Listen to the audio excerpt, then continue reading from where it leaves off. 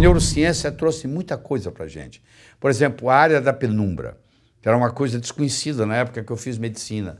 Quando você tem um acidente vascular cerebral, que agora chama de acidente vascular encefálico, mudou de nome, quando eu tenho um acidente vascular encefálico e parte dos meus neurônios morrem, existe uma área muito maior que aquela que morreu, em volta daquela que morreu, que chama a área de penumbra, onde o neurônio está hibernando. Ele não tem funcionalidade, mas ele não morreu. Ele pode ficar hibernando ali o resto da vida, ou se eu conseguir estimulá-lo, se eu conseguir fazer chegar oxigênio naquela área, eu vou fazer aquele neurônio voltar a funcionar. Em termos práticos, o paciente teve um acidente vascular encefálico há 2 anos atrás, ele vai num médico que entende disso, o médico fala, ó, nós vamos estimular a sua área de penumbra para você melhorar a sua cognição. E, por incrível que pareça, uma melhora de cognição. Várias formas você pode fazer isso. Você pode fazer até por uma própria atividade física, por uma fisioterapia. Você pode fazer ela através de smart drugs, que são drogas especiais que estimulam, como é o piracetam, por exemplo, como é a seringelina, como é, por exemplo, a modafinila. Existem substâncias próprias para isso.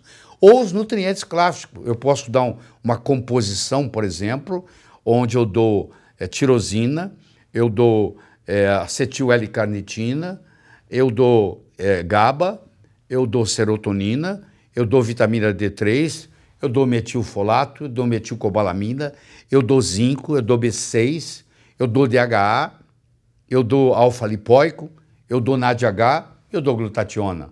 Eu acabei de citar aqui 12 componentes importantes. Eu pego um paciente que está demente, coloco ele nesse esquema, tudo isso é nutriente, nada disso é remédio. Claro que as doses você vai procurar alguém que entenda disso, ou um nutrólogo, ou um neurologista que acompanha a evolução da neurociência, e você vai ver que eu pego um paciente que não dirigia mais, ele volta a dirigir, que não lembrava mais o nome dos filhos, ele volta a lembrar. Faz toda a diferença. Então a gente pega quadros de demência e regredimos esse processo, metabolicamente. Porque agora nós estamos dando os ingredientes necessários para que aconteça. Não adianta você ter a receita se você não tem a matéria-prima. O cérebro tem a receita, ele tem um software, mas ele precisa do hardware para fazer isso. Ele precisa da matéria-prima. Na hora que eu entrego pela matéria-prima, ele sabe como fazer.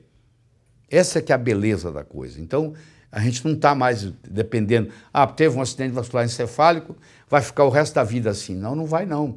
Pode melhorar, se bobear, pode ficar até melhor do que antes.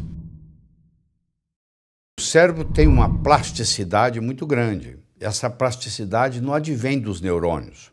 Essa plasticidade advém dos dendritos e da glia, que vão fazer mais conexões. A complexidade de um sistema não depende do número de elementos em um sistema. Depende da atuação, da relação entre os elementos. Vou explicar isso melhor. Eu posso pegar um quebra-cabeça de 1000 peças e posso pegar um jogo de xadrez que tem 32 peças, 16 de cada lado. Uma criança de 8 anos de idade, com o pai brincando num domingo à tarde, chuvoso, ele pode montar numa sala um quebra-cabeça de 1000 peças, encaixando. Mas ele não domina um xadrez com 32 peças. Então, a complexidade de um sistema não depende do número de elementos no sistema. Ele depende da interação, do grau de interação desses elementos. Então, o cérebro é a mesma coisa. Não é o número de neurônios que determina a minha inteligência. É o número de dendritos que conectam esses neurônios com outros neurônios. Existe neurônio que chega a ser conectado com 10.000 outros neurônios. Então, em qualquer fase da minha vida, eu posso aumentar o meu potencial cognitivo. Eu me considero muito mais inteligente hoje do que eu era na época do vestibular, porque eu venho estimulando esse processo. Do mesmo modo que se eu fizer ginástica, minha musculatura cresce, se eu fizer ginástica mental, essa rede neural aumenta. Então eu tenho que usar o cérebro, porque se eu aposento e paro de usá-lo, no momento que o meu cérebro atrofia, como o cérebro comanda o corpo inteiro, o meu corpo inteiro vai sofrer. Então eu tenho que estar constantemente estimulando o meu cérebro para funcionar melhor. E, consequentemente, todo o meu corpo vai funcionar melhor. Se você melhora o cérebro, você melhora o corpo inteiro. porque o comandante do corpo é o sistema nervoso central. Se você melhora o sistema nervoso central, você melhora tudo. Você é tão velho quanto o seu cérebro, ou você é tão jovem quanto o seu cérebro.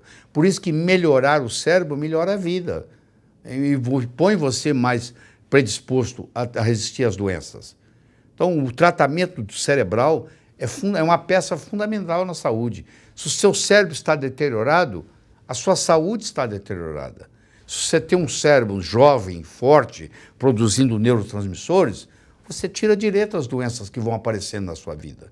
Então você tem que entender que existe uma idade cronológica, que é a idade da sua certidão de nascimento, que não necessariamente corresponde à sua idade biológica, que é a idade do desgaste do seu corpo. Você pode encontrar um sujeito com 40 anos que tem corpo de 30, e você pode encontrar um sujeito com 40 anos que tem corpo de 50. Na certidão de idade de nascimento, eles têm a mesma idade, mas no corpo é totalmente diferente.